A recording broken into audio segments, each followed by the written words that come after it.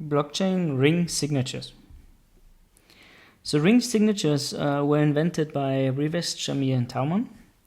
The idea is that you have here a set of addresses which can sign some data, and then you can verify whether some participants have signed this data.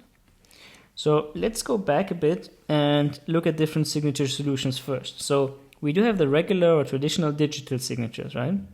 If you like sign in an email or you sign a Bitcoin transaction, it's typically with a regular signature. And here you verify against a specific public key. So there's one specific public key of one entity only. There's another class of signatures where you have group signatures, ring signatures, or linkable ring signatures.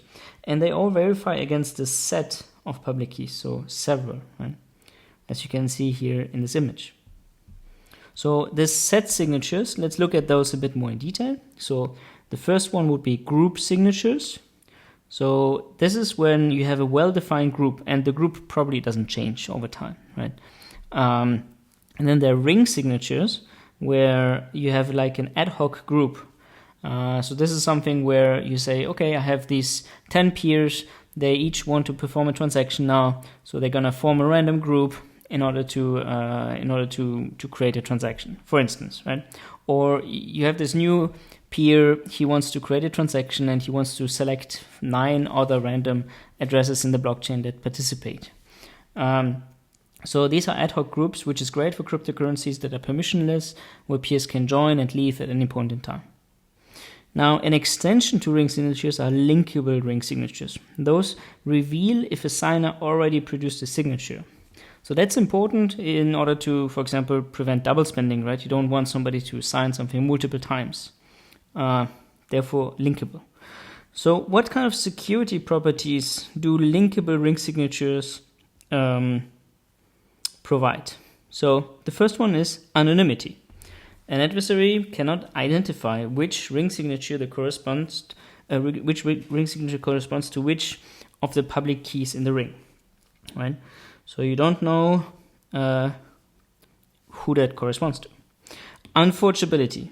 An adversary cannot produce a valid signature if it does not know the secret key corresponding to a public key included in the ring, right? So you can't fake a signature, basically. Exculpability.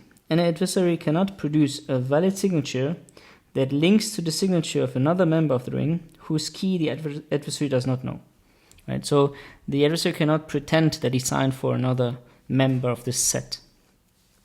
And finally, linkability. So any two signatures produced by the same signer within the same ring are publicly linkable, right? So anyone can detect that they were produced by the same signer.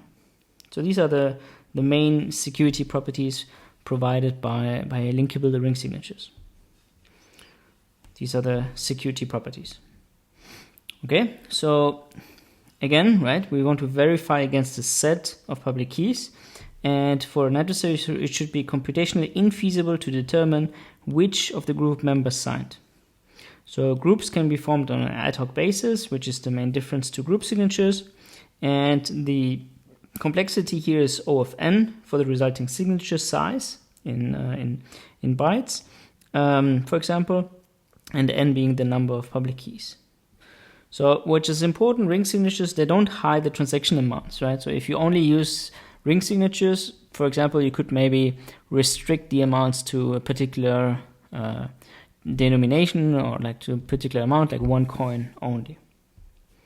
So in order to improve on the ring signatures, Monero is actually also conducting active research.